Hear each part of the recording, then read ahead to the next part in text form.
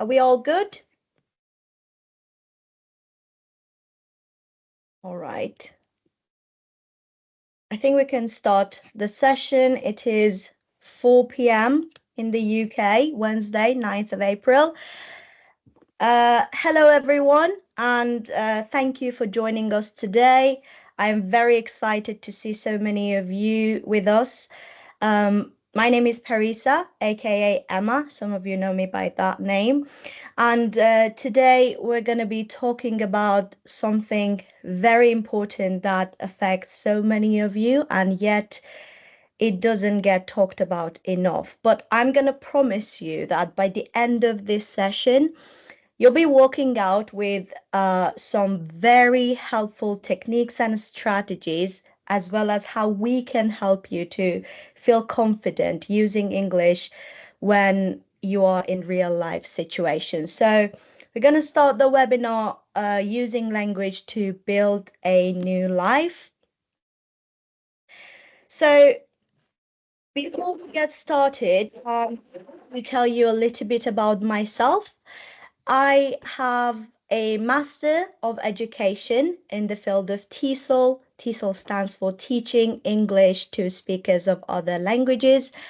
I am an ELT specialist, ELT's English language teaching. I'm also a material designer and a teacher trainer. I've started working in the field of education back in 2015. Yes, it's been almost 10 years. I'm not that old though. And now I am working as the academic director at English Learning. So a little bit about today's session before we start the session formally and officially.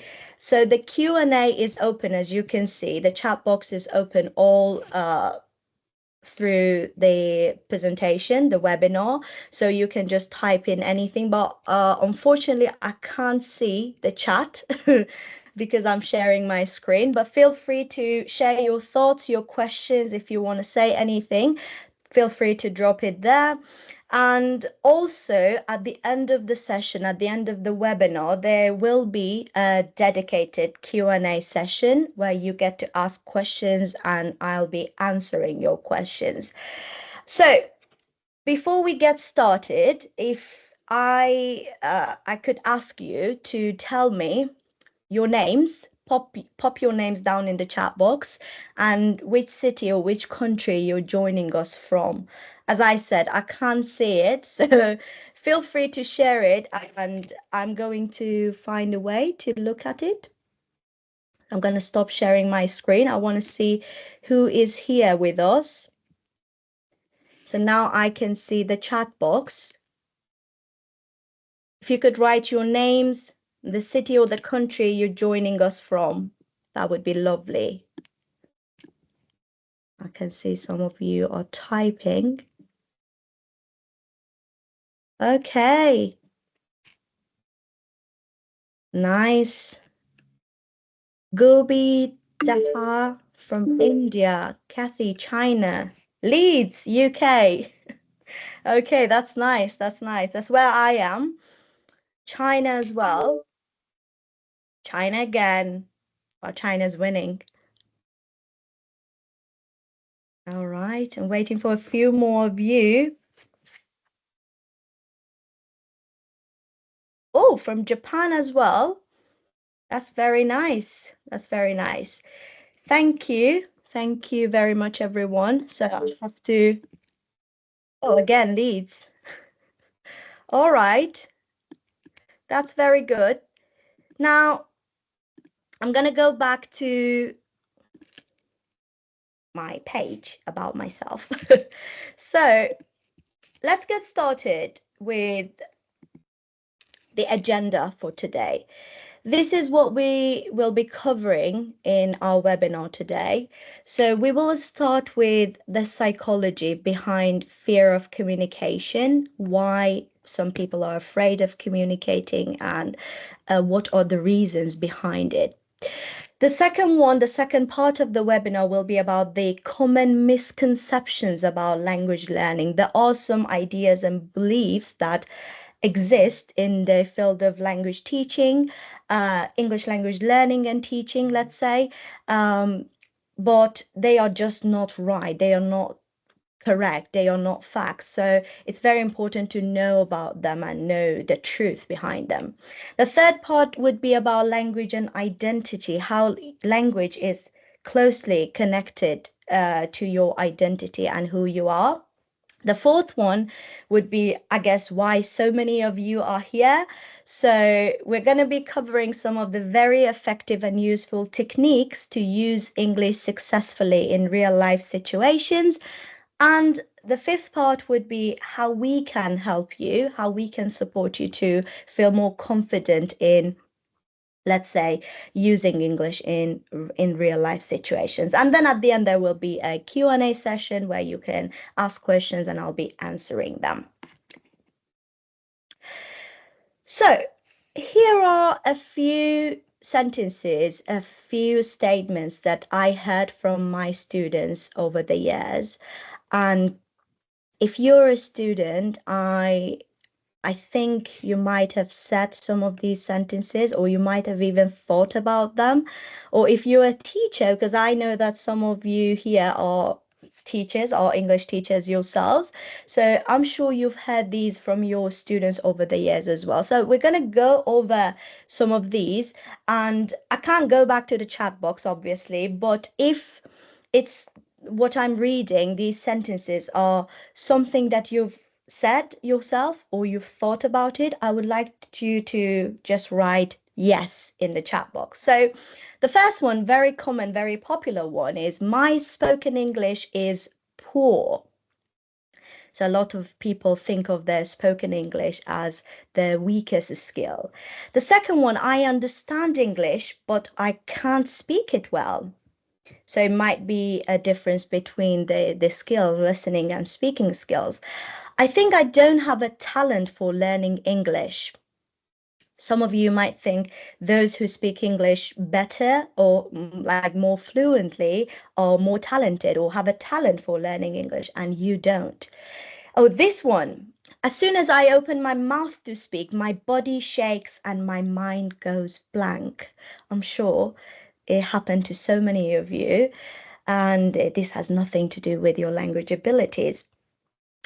Next one is I've been learning English for years, but I still don't feel confident because English is not just about knowing and learning it. It's got some other skills with it that you need to work on as well. Next one, I think a lot before I speak to make sure I sound correct. This is the problem with overthinking. Some of the students, some of the learners overthink what they want to say because they're just afraid of making mistakes. I know the grammar rules, but I can't use them when I speak. Again, knowledge of the language is very different from how you use that language. Now, as you can see, a lot of these are not really about how much you know about the language. It's not really about your level of English, your knowledge of English. It is something much deeper than that. And we're going to be looking at the reasons behind these, let's say, statements and sentences or these kind of feelings. So the question is why using a second language is so stressful. Okay, let's start with that. When you speak a second language, in this case English, your brain is actually working harder to process, to produce words, sentences, and paragraphs. So it is doing something very, very difficult. You need to go easy on your brain.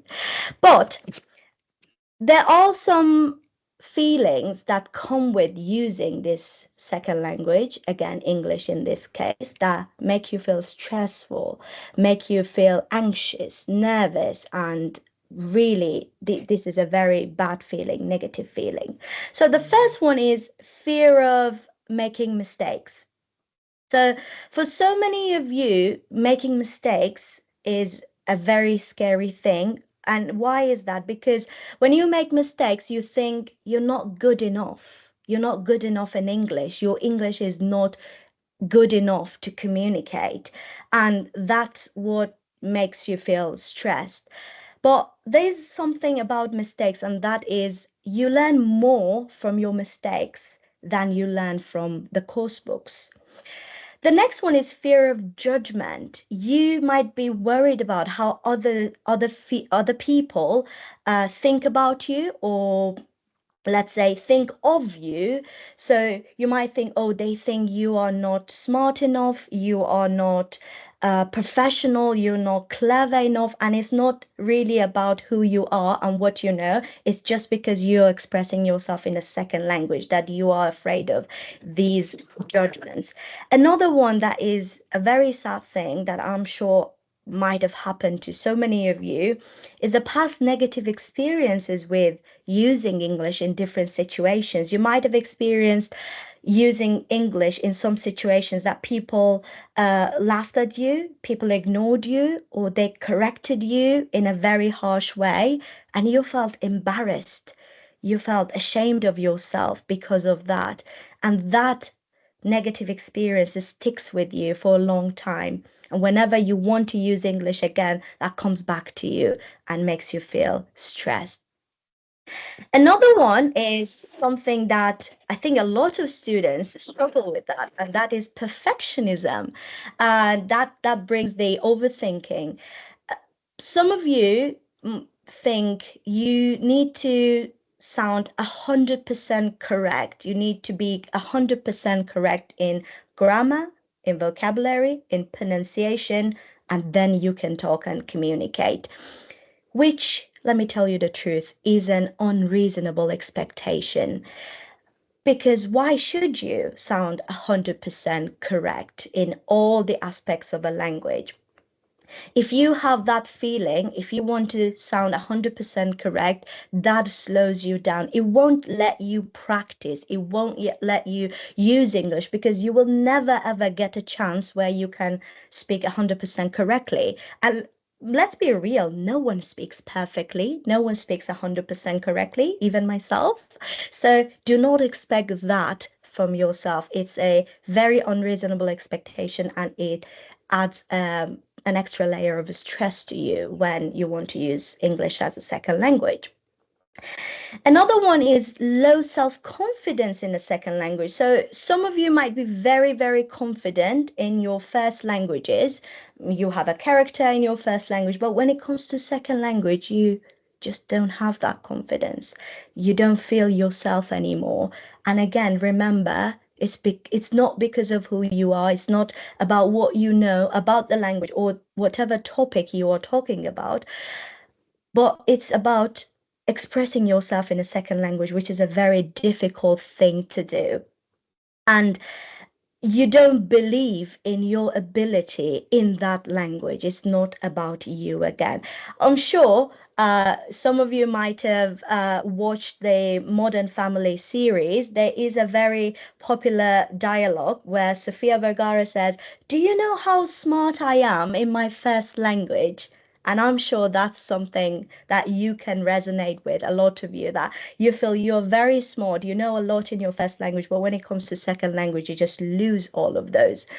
And that makes you feel nervous. And the last one is fast conversations or unfamiliar accents. So a lot of time you find yourself in situations where the other speakers are talking very fast and they have some accents. They have accents that are unfamiliar to you.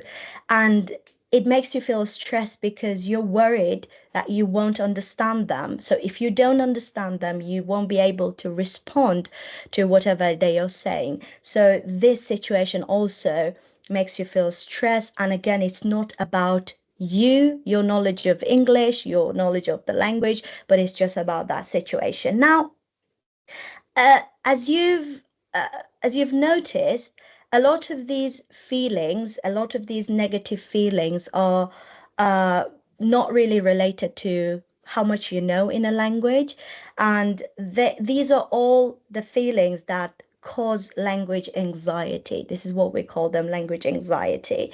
And even if you understand a lot, even if you know a lot about the language, and you know a lot about English grammar, vocabulary, pronunciation rules, everything you learned in the textbooks, and even you know what to say, if you feel anxious, it just blocks your mind and makes your body feel tense and you go completely blank.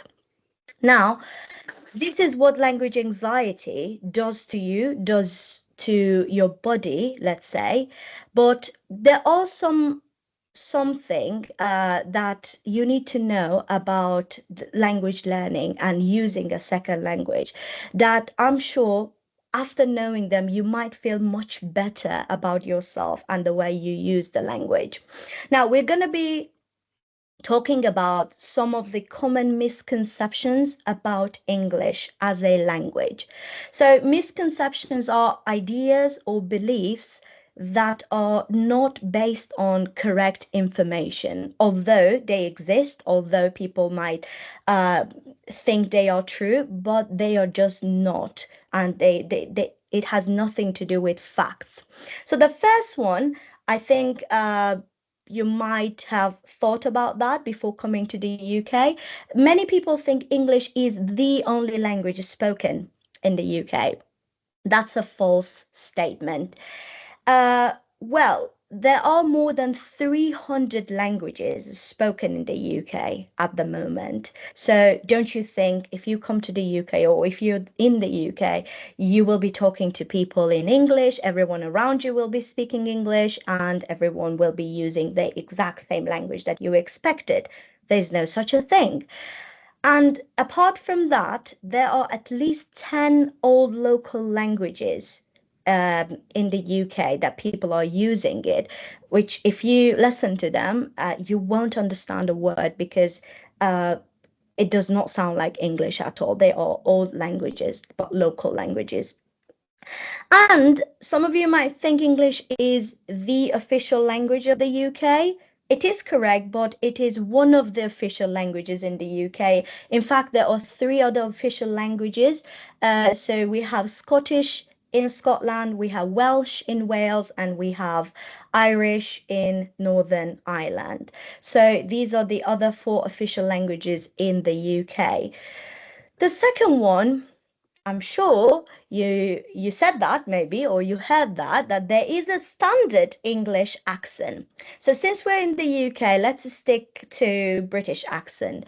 A lot of students say, I want to sound British, I want to work on my pronunciation so I can get a British accent. Which British accent you're talking about? Because there are 56 of it. So there is no one standard accent in the UK based on where you go, the region, the city, the area that you're living or you're traveling to, you might hear very different accents. Some of them are really, really hard to understand for international students. And the main reason is they never knew these many accents existed in the UK in the first place. And you might think, okay, when I say standard English accent, I mean the London accent or how people in London speak. Even in London itself, there are so many different accents, apart from the, let's say, international accents. The British accents in London include Cockney accent. So some people say Adele's accent has some elements of Cockney, Estuary English, and RP, which is received pronunciation. So these are the accents that are in London only.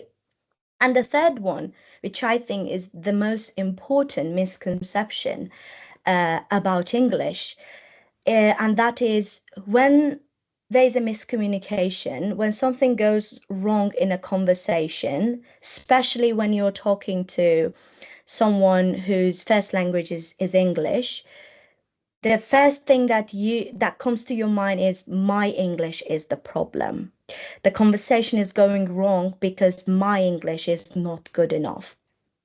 But this is simply not true. This is false. Why is that? Because communication is a two-way effort.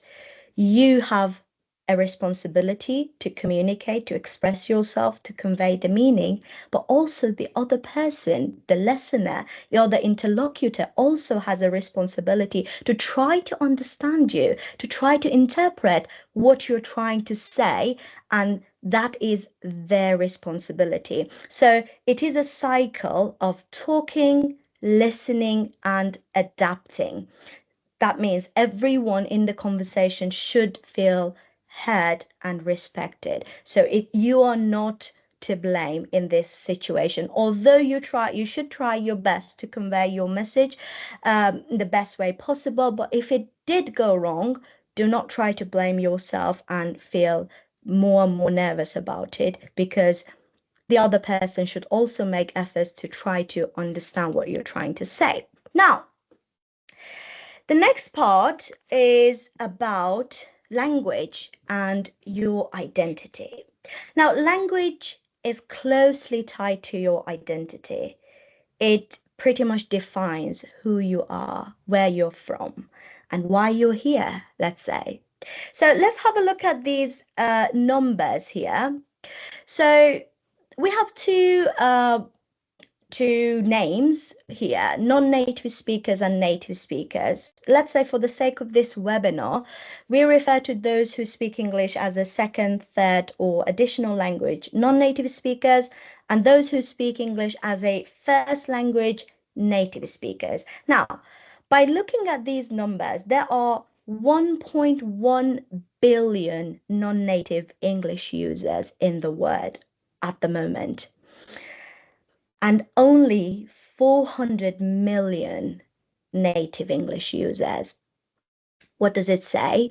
It says native speakers are now the minority and non-native speakers are the majority, and you are a part of the majority. That means you're not an outsider. You belong to a big global community of English language speakers, and you should not feel like an outsider.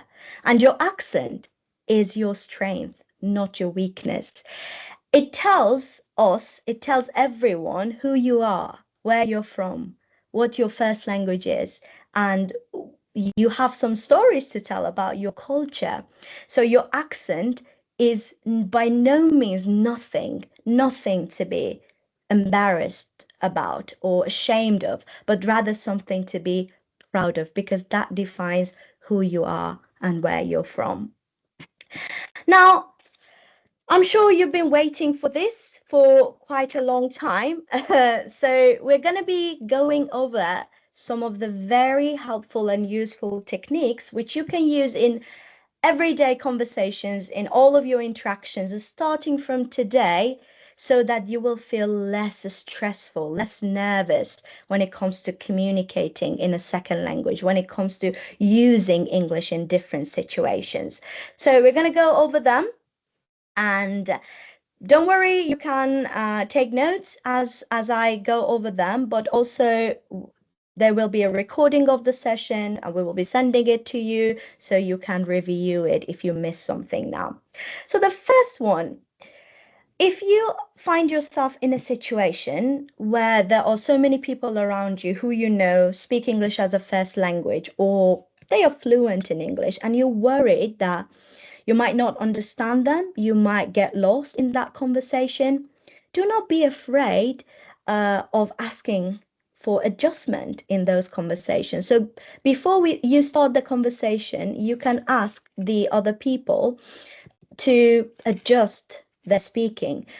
Don't talk too fast and try to speak a bit slowly, and try to use some of the more common words that everyone understands, not slangs. So you can announce that English is not your first language and you might need a bit of help with understanding the conversation so that you can participate in that conversation. You can be part of that conversation and that interaction. And don't be afraid of doing that. Don't feel embarrassed, because you have the right to do that.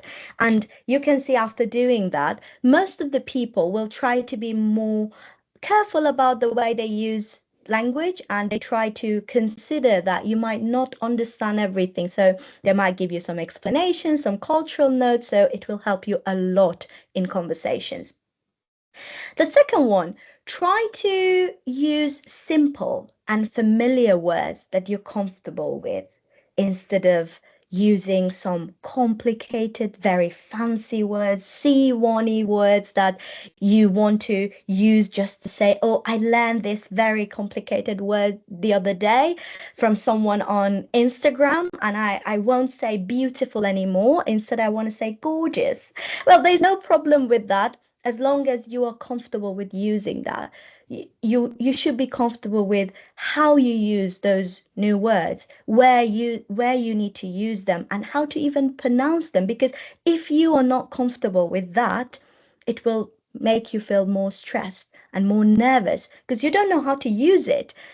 Even if you know the meaning, even if you know there's such a word, but if you're not comfortable with that, you will feel nervous when you want to use it. So use simple and familiar words, even if it's very basic, because what is important is you communicating your message, you conveying your point, and that is enough. No matter what language you're using, no matter how basic the words are, as long as you're communicating, that means you've done the job. The third one is about understanding the other side of the conversation.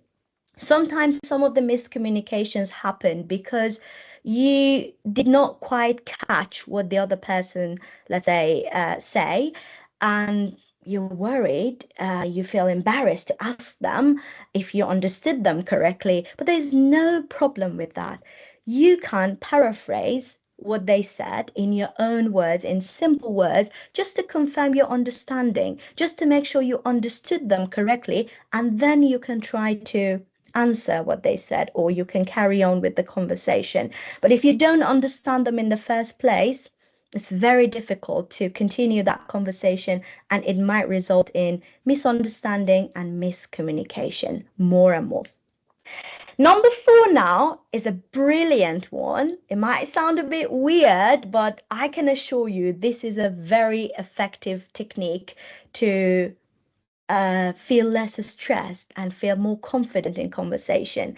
And that is, choose a random topic, ideally topics that, like common topics that you might talk about in everyday situations, like weather, transport, your lecturers, I don't know, go shopping, and give yourself 1 to 2 minutes and talk about that topic for 2 minutes, let's say, and record yourself. After you finish, listen back to your recording and try to analyze your problems. Try to reflect on that recording. And that helps you to identify the gaps. Was there a word that you mispronounced? Was there a part of grammar that you didn't know how to use it? Was there a word that you forgot to say? And that gives you a chance to reflect on yourself, identify the gaps, find the problems, and work on them. So that can really help you with your confidence and with your familiarity with so many topics. Now, there's a number 5, and it is especially for those international students who speak English as a second language, and they are here now, let's say. And there's something you need to know, and that is learning never ends. I know so many of you come to the UK with a very good IELTS score, and you've been living here for quite a while, and you think that's enough for me to be fluent, but that simply is not. This is called passive exposure. Yeah, you are in an English speaking country. You are surrounded by people who speak English in everyday life, but that does not mean it can improve your, let's say, level of English, or it can make you more fluent. Do not rely on passive exposure, because you will feel more and more frustrated. You will expect a lot from yourself because you think by living here, you should, I don't know, magically learn English or improve your English or understand everyone, but that just doesn't happen. Real improvement comes from intentional and consistent practice. You need to set a goal for yourself. You need to practice regularly and work on your communication skills. Focus on your communication skills because you're not at that level to focus on the language only. There's something beyond language here. You need some skills that are related to language but not limited to language, and you need to work on them, and you need to work on them systematically. Not that, okay, after this webinar I'm going to be working on my communication skills for 1 week and then I leave it for another 6 months. It should be systematic, because I'm going to tell you a harsh truth, and that is strong communication opens doors for you. So if you have strong communication skills, which is related to your language, which is related to how you express yourself, this can unlock academic success and later on social and professional success. You might not see language as that powerful, but a lot of your future efforts and future success relies on how good you will be at expressing yourself in a second language and using a second language in everyday situation. Now, here, I'm going to talk about English therapy a little bit. So we know that many of you international students, or those who want to become an international student very soon, struggle with language anxiety that we talked about. And this language anxiety comes in when they are speaking in English in class, in social settings, or even at works with friends, in any different situation. And that's why we are here to help you. We don't prescribe a generic course book that applies to everyone for you to study from. We design personalized learning materials for your needs, for your learning style, for your language goals. So each and every material that we design for our students is based on their needs. It's based on who they are and what they need to achieve. And in our classes, we focus on real communication skills, what you need to learn in order to communicate more effectively in real life situations. And along with confidence building techniques, because it's not just about language, it's not just about your skills. Sometimes you just need to feel more confident in order to use language more effectively. And I know that so many of you are very busy with your classes, or you might be working, or you might have other commitments. And that's why we offer very flexible scheduling with a very large, diverse team of our experienced and very qualified teachers. And you might want to study early in the morning, you might want to practice with someone late in the evening. That doesn't matter. We can offer this flexible scheduling. And as soon as you become a student, you will have access to self-study resources outside classroom and targeted exercises that you can use, you can practice again outside classroom to boost your confidence.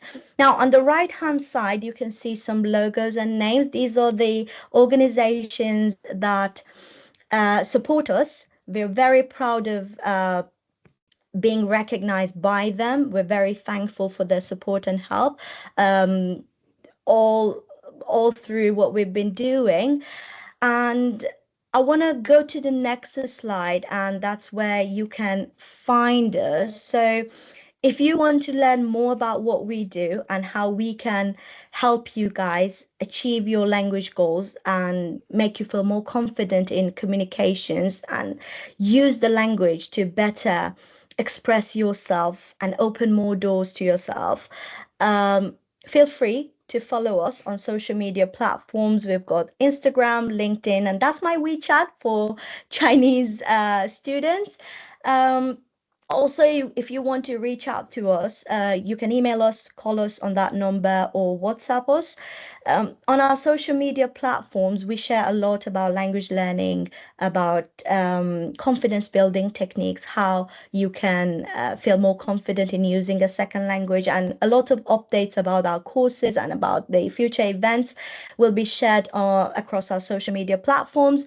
And the last thing I want to say before we start the Q&A session is that even if you don't know where to start, even if you don't know what the problem is, and you just feel so nervous, so scared of using English, but you don't know where the problem lies, don't worry. You can still contact us. You can get in touch with us, and we'll try to figure out how to best help you and what to offer you that can help you achieve your goals. Now,